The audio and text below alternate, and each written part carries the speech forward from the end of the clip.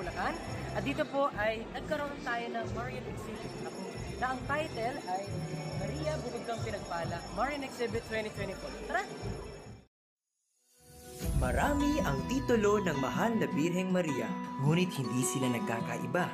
Sila ay iisa, iisang ina ng Diyos at ina nating lahat.